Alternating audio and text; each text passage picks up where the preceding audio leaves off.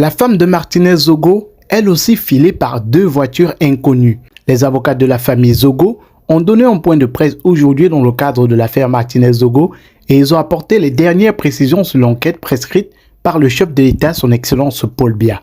On vous donne tous les détails dans cette vidéo. Si vous êtes nouveau sur la chaîne, abonnez-vous et cliquez sur la cloche de notification pour ne pas manquer nos prochaines vidéos. Ce jour, le représentant du collectif d'avocats de la famille Zogo était face à la presse relativement à l'affaire assassinat du journaliste Martinez Zogo.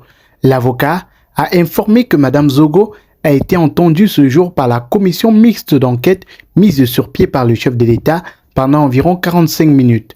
Elle a fait part à la commission des différentes menaces reçues avant l'assassinat de son mari et aussi sa situation actuelle.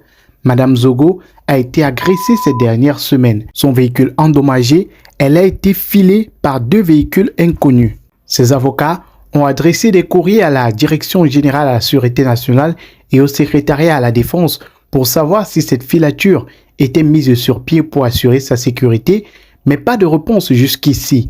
La femme de Martinez Zogo, aujourd'hui lors de son audition, a demandé que des mesures de sécurité soient prises pour elle. La famille de Martinez Zogo a également tenu à saluer les journalistes pour le travail qu'ils font, car grâce à leur travail, l'affaire n'ira pas aux oubliettes et elle sera suivie comme il faut. Elle dit merci, car n'ayant pas accès au dossier, c'est via les médias qu'elle s'informe. La famille de Martinez Zogo souhaite plus que tout que les coupables, quels qu'ils soient interpellés par les enquêteurs. Ce point de presse intervient aujourd'hui pourquoi? Non pas parce que d'autres personnes l'ont fait, c'est uniquement parce que ce jour, 20 février, Mme Zogo a été entendue par la commission mixte chargée de mener l'enquête dans le cadre de l'assassinat de M. Martinez Zogo. Donc, elle a été entendue. Je ne vais pas rentrer dans le détail de ce qui a été dit parce que le secret de l'enquête et le secret professionnel sont des sacro-saints principes que nous respectons et que nous voulons promouvoir, surtout dans le cadre de cette affaire qui est très très sensible. Donc, elle a été entendue par ces enquêteurs durant environ 3 quarts d'heure, 1 heure. Elle a dit ce qu'elle avait à dire.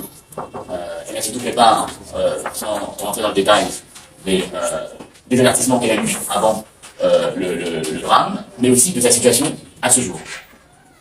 Alors, il faut savoir que Madame la veuve de Martinez Zogo a fait l'objet d'agressions ces dernières semaines.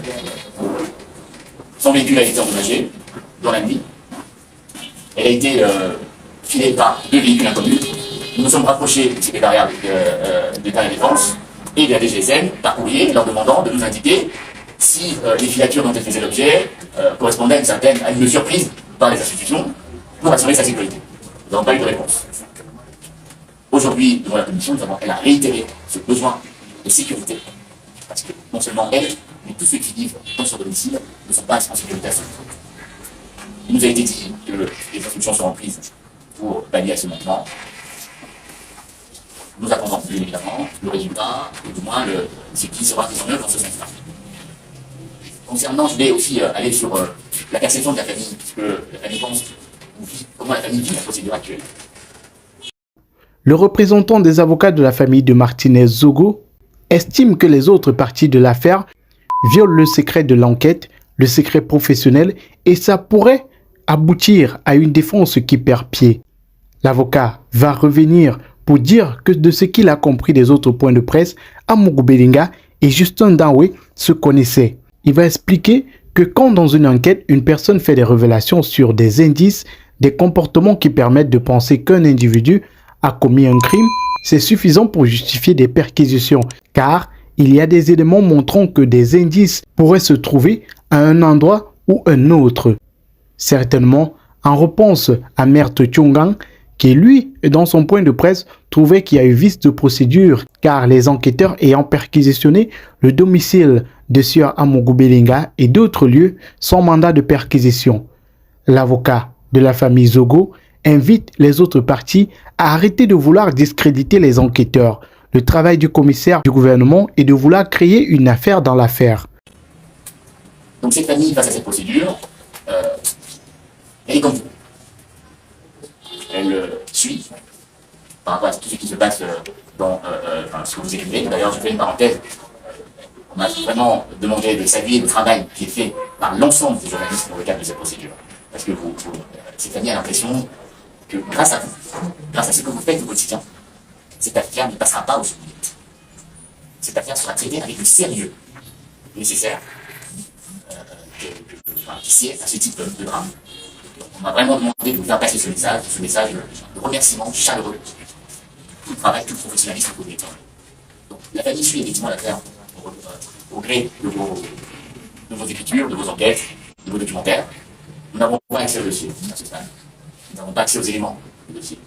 Quelque part, on se nourrit aussi de ce que vous dites. Le porte-parole du collectif des avocats de la famille Zogo est revenu sur la filature de Madame Zogo qui a eu lieu il y a 2 semaines alors qu'elle se rendait chez son médecin.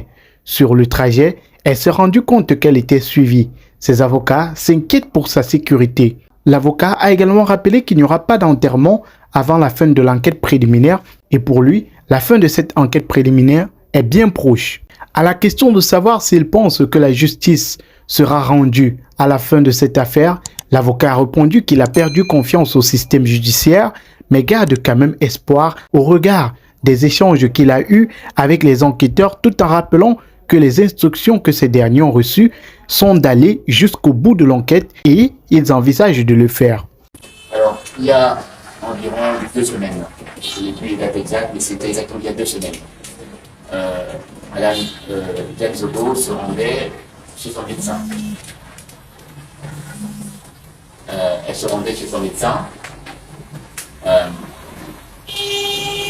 Sur le trajet, elle s'est rendue compte qu'effectivement il y a 2 véhicules qui la suivaient. Il se trouve que le véhicule qui l'accompagnait, quand elle est rentrée ce soir, le lendemain on l'a trouvé cassé. J'ai les photos, toutes les vitres cassées. C'était il y a environ 2 semaines. Et je peux vous dire qu'aujourd'hui, ils ont des chiens chez eux de 2h du matin à environ 4-5 heures. C'est des aboiements à tout va. Ces chiens arrivent tous les soirs. Donc la question de la sécurité de Madame Zogo se pose sérieusement. Et de toutes les personnes du foyer. D'autres questions? Quelque chose aux enquêtes criminelles. Et je veux simplement dire qu'il ne faut pas, on le dit si bien, confondre vitesse et précipitation. Les enquêtes suivent leur cours. On peut s'interroger, je suis d'accord avec vous. On peut s'interroger sur la longueur et la durée. Mais il faut comprendre que nous sommes dans une affaire d'une exceptionnelle gravité, avec des protagonistes dont certains ne sont pas encore identifiés à ce jour. Donc, les questions de la durée de l'enquête, nous, d'ailleurs c'est le ressenti de la famille, nous avons, la seule condition que nous avons posée dès le départ, c'est qu'il n'y aurait pas d'enterrement de Martinez Zogo avant la fin de l'enquête préliminaire. Des éléments que j'ai à disposition me permettent de penser que nous sommes au bout de cette enquête préliminaire. Et je vois bien la question sous-jacente, c'est de savoir si on les a renvoyés au CED, c'est pourquoi. Bon, c'est pour des questions de procédure. Parce qu'il faut respecter les dispositions des lois et les règlements de la République, mais aussi des dispositions conventionnelles qui engagent le Cameroun. Il y a des choses qui n'ont pas été faites dans les règles de l'art. Donc il fallait rectifier. Notamment auditionner la principale plaignante, ce qui a été fait aujourd'hui. Donc la durée de la procédure, nous, ça ne nous aide pas comme ça, tant que les choses soient faites de manière à respecter les dispositions du code de procédure pénale en ce sens. Merci. C'était le point de presse du porte-parole du collectif d'avocats de la famille Zogo. Si vous avez aimé la vidéo, likez et laissez un commentaire. Je veux dire, je suis avocat. Je suis premier à vous dire que j'ai perdu la confiance face au système judiciaire. Mais je garde un espoir quand même.